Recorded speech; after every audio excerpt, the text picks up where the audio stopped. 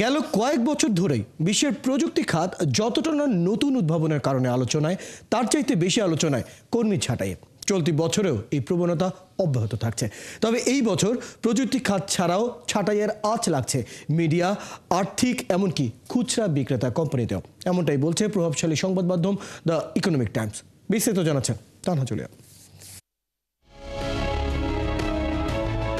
Covid মহামারীর পর থেকে বিশ্বের প্রযুক্তি কোম্পানিগুলোতে যে ছাঁটাই শুরু হয়েছে তা এখনো চলছে। গেল বছর প্রযুক্তি খাতে চাকরি হারিয়েছেন প্রায় 1.5 লাখ কর্মী। এর আগে 2023 সালে 1200-র বেশি কোম্পানি থেকে প্রায় 2,60,000 কর্মী ছাঁটাইয়ের শিকার হয়েছিলেন, যা 4 বছরের সর্বোচ্চ। তবে পূর্বের মতো ছাঁটাই এখন আর প্রযুক্তি কোম্পানিগুলোর মধ্যে সীমাবদ্ধ নেই। মিডিয়া, আর্থিক, উৎপাদন ও খুচরা বিক্রেতা কোম্পানিগুলোতেও এখন চলছে ছাঁটাইয়ের হিড়িক। সম্প্রতি এ নিয়ে একটি প্রতিবেদন প্রকাশ করেছে দ্য ইকোনমিক টাইমস।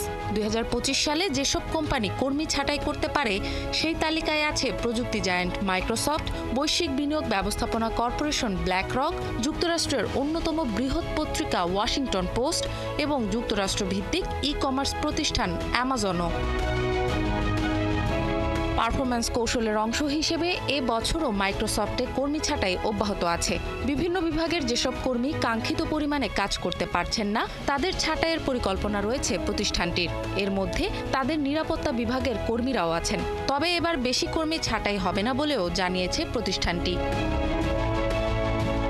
তহবিল ও বিনিয়োগ ব্যবস্থাপনা কর্পোরেশন ব্ল্যাকরক এবছর 200 কর্মী ছাঁটাইয়ের পরিকল্পনা করেছে। যদিও ছাঁটাইয়ের পাশাপাশি নিয়োগ দেওয়ারও পরিকল্পনা রয়েছে তাদের। বিশ্বের অন্যতম hedge fund bridge water associates ইতিমধ্যে 90 জন কর্মী ছাঁটাই করেছে। এছাড়া কোম্পানির পরিচালনাগত উন্নয়নের লক্ষ্যে প্রায় 14,000 কর্মী ছাঁটাইয়ের পরিকল্পনা করছে ই-কমার্স প্রতিষ্ঠান অ্যামাজন। এতে কোম্পানির বার্ষিক প্রায় $3 বিলিয়ন বা $300 কোটি বাঁচবে বলে আশা প্রতিষ্ঠানটির। আগামী 5 বছরে বিশ্বের 41% কোম্পানি এআই গ্রহণের কারণে কর্মী ছাঁটাই করতে বাধ্য হবেন, এমনটাই বলছে দ্য ইকোনমিক টাইমস। মূলত অর্থনৈতিক টানাপোড়েন ও দ্রুত প্রযুক্তিগত পরিবর্তনের মধ্যে এই ছাঁটাই হবে। অনেক কোম্পানি এখন ব্যক্তিকর্মীর চাইতে এআইতে বেশি বিনিয়োগ করতে বাধ্য হচ্ছে। ফলে এআই ডেভেলপমেন্ট, মেশিন লার্নিং ও ডাটা সায়েন্সের মতো ক্ষেত্রে পেশাদারদের চাহিদা বেড়েছে। তানহা জুলিয়া, 71।